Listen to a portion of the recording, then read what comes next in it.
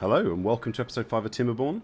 Today we are going to be finishing off this district and ensuring the power supply. We're going to be building a battery system with also large windmills because our paper mill will be working. Churning out bread, delivering bread across, getting some metal refined, putting in water storage, building this up and trying to progress that a little bit further. Alright, let's get into the nitty gritty, shall we? We're currently looking at the District 2 Workplaces tab, and I just wanted to come back through and have another check to make sure that we had the right number of beavers and we had the correct priorities based on all the different jobs. With the Priorities tab, we have 5 settings. If we take the bakery here, this is normal priority. We can go to high priority or very high priority. We can also go to low priority and very low priority. And keeping these at the appropriate place will help distribute the beavers as and when you need them. A lot of people find it very difficult to make beavers go to the areas they want. But also, used properly, this tool can really help direct beavers to what you need in times of famine or crisis. So if we get this set up properly, as the population reduces when something bad happens, we can then make sure that beavers are permanently directed towards the right resources. And as the population grows, we can then make sure that beavers are, fully employed and we're not wasting labour. The way I tend to default my priorities is that very basic things are on a super high priority. So if a whole bunch of beavers die and you're left with just 3 or 4 beavers left, there are jobs you want to get done every time. Just need to stop there and let some water through.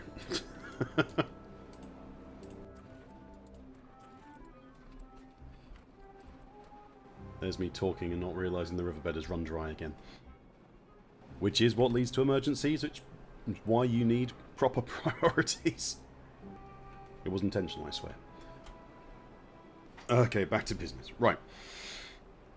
So, the way I tend to stack my priorities is I make sure that water pumps, if we can look in District 2, the water pumps down here, they're all on very high priority. There is no reason why you shouldn't be pumping water if you have water. It is a job that is absolutely fundamentally necessary, and it is something that will kill you quickly, as we noted in the first episode. So my water pumps are always on very high priority. Basic food, such as carrots and berries, things that you can just eat straight away, things that don't require processing, don't require power, you can just pull them out the ground and eat them straight. Those are also on very high priority. So if we look over in the Citadel and we look at the carrots for the farmhouse that prioritises on carrots, very high priority. Potatoes, not so much. Potatoes can wait. Pull the carrots up first, because in an emergency, you need something you can actually eat. So after water, basic food, and the irrigation towers, because when I want them on, I want them on. I want to pull resources, I want to pull beavers from other jobs, like researching or hauling. I want to take them off that job, and I want to get them on water distribution, so that the crops don't die, so that we can pull the food out of the ground so we can still eat. So irrigation towers, they're on high. I manually pause them, turn them on and off as I need them, but they're still on very high. The next category down, in the high priority, are basic resources that we need. So my foresters for planting trees, my lumberjack flags for bringing in the wood, the metal flags for gathering metal, other gathering resources such as wheat, potatoes, things that we still need to process, they will be gathered in. They're on high priority. We want to do them before other things on this list. Beneath that is things like the gears, the grill, anything that processes. So we want to gather first, and then we want to process afterwards, because there's no point having beavers sitting in a production building waiting for resources that aren't being gathered. So we want to make sure that resources are on high priority, but production is on normal priority. Coming down into the low priority, I put my builders and my hoarders. You can't build without resource gathering, so it's beneath that. and you can't haul anything if you haven't gathered it. So this is why it's on low priority. These are jobs that I still want doing, but the other jobs have to come first. Very low priority for me right now is inventors. If every other job is filled, if every other job is happy, get to inventing. Use up some of those unemployed beavers in the inventor post. If I get to a situation where I still have unemployed beavers, then I'll increase the hauling post, I'll increase the building. So either from the district centre or builders' huts. If you still have unemployed beavers after you've maxed out all of that, then you've got too many houses. And you need to trim back, maybe demolish a few. Now that I've set the priority for all of the workplaces, we've done this before in a previous episode, but we're going to have another look. We're going to go through and we're going to count up exactly how many beavers we require. When I make the count, I don't count irrigation towers. People will be pulled off other jobs to do that. We don't want beavers dedicated to irrigation towers when they're not in use. So when I count up all the different jobs I've got, I'm looking and I'm deciding, do I need 2 builders' huts right now? I mean, we have no workers for them, but say we had full amount of workers, do we want both? I've said no. Before, when we had this whole section building, I wanted as many beavers building as we could. These were on high priority to actually get beavers to work there, and we had a lot of it. Now, the story's changed. So, we've paused one of the builder huts completely, so there'll be no workers there, and we've designated 4 builders here in the builder's hut, which is over here. You can jump to different buildings by clicking on their icon, by the way. Very useful. And these builders are here specifically to build the dam that we introduced at the end of last episode. So with the count, do not count the irrigation towers. I also tend to not count inventor posts. The inventor posts, we know when we build housing that we're going to have extra housing so that we can have children and the children can grow up, and we have too many beavers. They fill into the inventor spot. Now, a lot of people will say you need to continuously keep the inventors running, get those research points in. I have a separate solution to that, and a very controlled solution to that, which we will hopefully be getting to in this episode. So, with the whole count in mind, after deciding that we want 5 beavers in the district crossing from the citadel, and that we want 8 builders total, 4 in the builder's hut, 4 in the district centre, and 2 beavers in the district crossing for district 2, so that we can export some of the bread that we've been making. The total count, excluding irrigation towers and excluding inventors, is 33 beavers for district 1 and 29 beavers for district 2. We've come over to the immigration tab. We have 33 beavers for district 1, and we're requesting 29 beavers for district 2. So as beavers get born, they can move over to district 2 and populate some of the jobs we have here. And because the priorities are set correctly, they will populate the jobs from most important down to least important as we go. If, for example, I have a very important job that I want the builder's hut to do, so I want to pull beavers off of lower priority targets to here, I will very slowly increase the workplace priority one at a time to see when the beavers come over. So we have one job that is actually a high priority, 2 now, that the beavers have come from to fulfill. So the beavers won't move from high priority or very high priority. They will only come from priorities that are lower than what this is set to.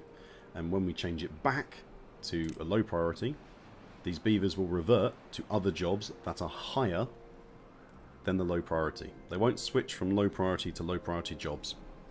If every time you set up your priorities, like mine, and keep an eye on the immigration tab to make sure you have the right amount of beavers and to make sure you have enough housing, then you should be fine for getting all of your jobs done, as long as you haven't had a starvation wave like we did last episode. Here, with the housing, because we're after 29 beavers in District 2, we have 3 large lodges, which provide 27 housing for beavers, and we're looking for 29. So I've added 3 single lodges to make a total room of 30, so that maybe we can have some unemployed beavers when we expand into the next set of jobs.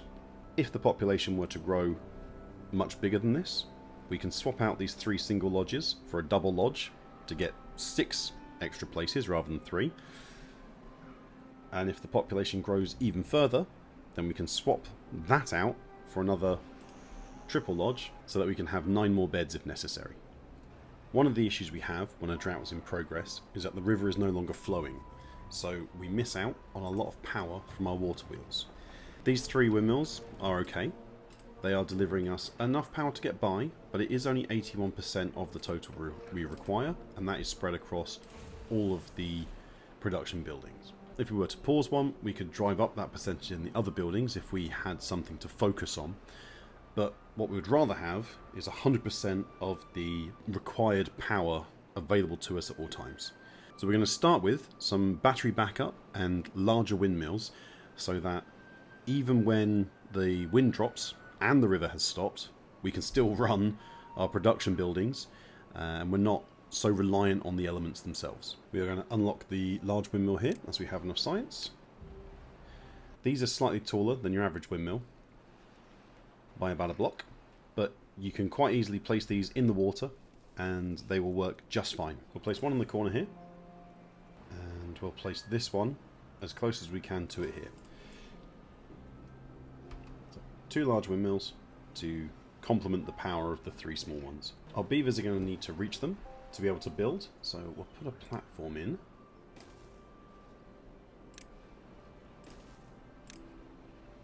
That runs all the way across. And we'll place a staircase down into the river. The beavers can actually walk down those steps into the river and swim to where they need to construct.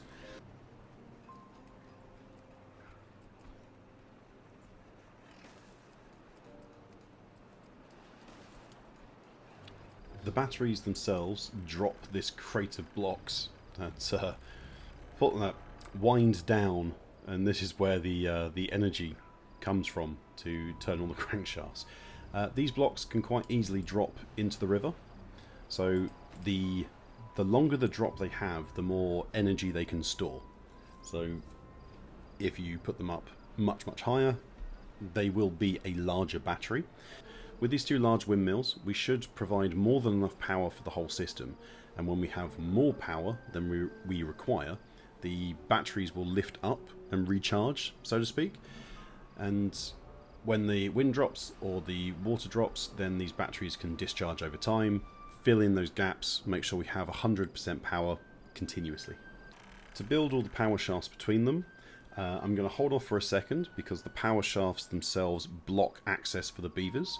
So we'll construct the platforms first, and we'll get the main bones built in, and then we'll add the power shafts in between so that the beavers can actually reach everything, and we don't end up with the same situation we had over here where the building was built and the beavers can no longer reach that square to build.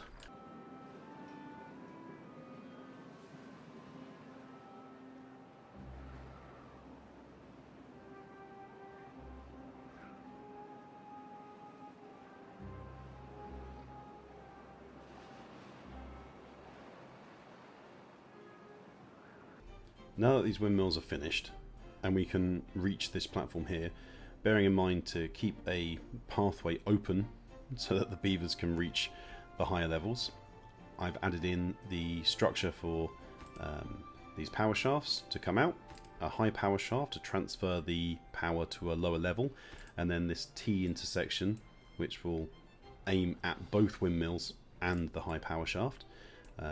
I've just put the straight power shaft onto a higher priority so that it will be constructed first before this could potentially block our beaver's route. So we won't have to build 2 more platforms to walk across. We can build from 1 block below quite easily. Once these are in place, we'll add the last power shaft in here, and that should allow these 2 large windmills to connect to the overall power system.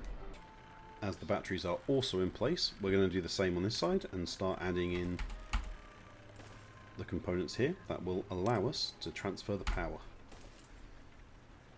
Once they are completed, we'll just add the last section.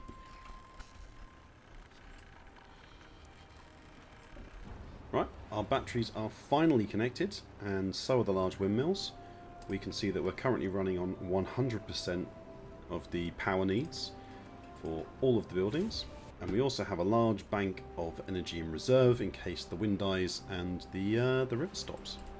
We've also queued up a battery storage system for the Citadel, just to make sure that these planks and gears can keep on running, but it's not as important as the other one, so we can just let that progress in the background as and when the beavers are ready to do it. Back in District 2, we're about to work on the water storage issues.